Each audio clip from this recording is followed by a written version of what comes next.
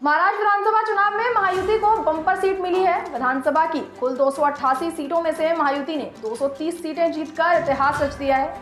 BJP ने 132 सीटें जीती हैं तो एकनाथ शिंदे की शिवसेना ने 57 सीटें और अजीत पवार की एनसीपी ने 41 सीटें जीती है।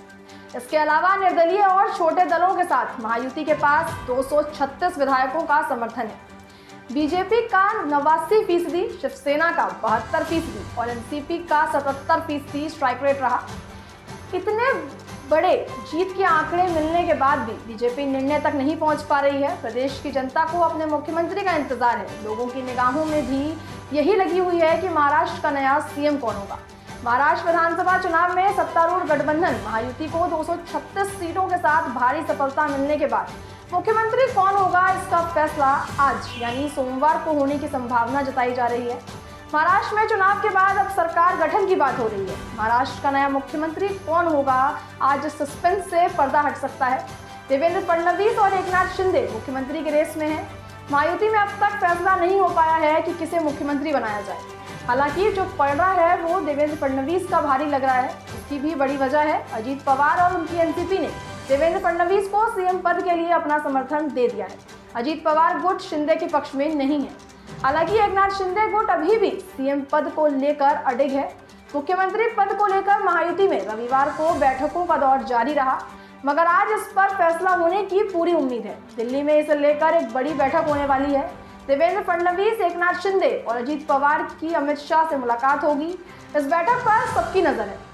फडणवीस को सीएम बनाना चाहती है भाजपा। व्यस्त राजनीतिक घटनाक्रम के बीच भाजपा और राष्ट्रीय स्वयंसेवक संघ की ओर से महायुति एनडीए की जीत के मुख्य शिल्पकार भाजपा नेता देवेंद्र फडणवीस को महाराष्ट्र के नए मुख्यमंत्री के रूप में देखने की इच्छा जताई जा रही है, क्योंकि फडणवीस के नेतृत्व में ही भाजपा तीसरी बार 100 से ज्यादा सीटें जीतने में सफल रही है, जिससे महायुति का भरोसा उन पर और बढ़ गया है। दूसरी ओर शिवसेना अध्यक्ष एकनाथ शिंदे भी मुख्यमंत्री पद की दौड़ में शामिल दिख रहे हैं, जबकि राकांपा के प्रदेश अध्यक्ष सुनील तटकरे ने कहा कि उनकी पार्टी भी चाहती है कि उनके नेता अजीत पवार मुख्यमंत्री बने, लेकिन मुख्यमंत्री पद का फैसला महायुति के तीनों दल मिलकर करेंगे। अब फैसला प्रधानमंत्री नरेंद्र मोदी और केंद्रीय गृह मंत्री और भाजपा के मुख्य रणनीतिकार अमित शाह के पाले में है। माना जा रहा है कि इन दोनों शीर्ष नेताओं की सहमति से महाराष्ट्र के नए मुख्यमंत्री का फैसला आज सोमवार को हो जाएगा। इस बार भी 2 डिप्टी सीएम होंगे। माना जा रहा है कि पिछली सरकार की तरह इस बार एक मुख्यमंत्री और 2 मुख्यमंत्री सरकार की कमान संभालेंगे, लेकिन अभी इनके नामों की घोषणा नहीं हो सकी है।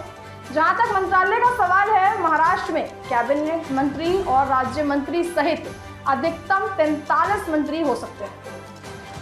आखिर शरद पवार का क्या कहना है? मुख्यमंत्री पद के लिए चल रही इन सरगर्मियों के बीच राकांपा के अध्यक्ष शरद पवार ने कहा कि भाजपा के पास इतना बड़ा आंकड़ा है कि मुझे नहीं लगता कि उनके बीच मुख्यमंत्री पद को लेकर कोई विवाद हो सकता है। मुझे नहीं लगता कि उनकी राह में कोई रोड़ा बनेगा।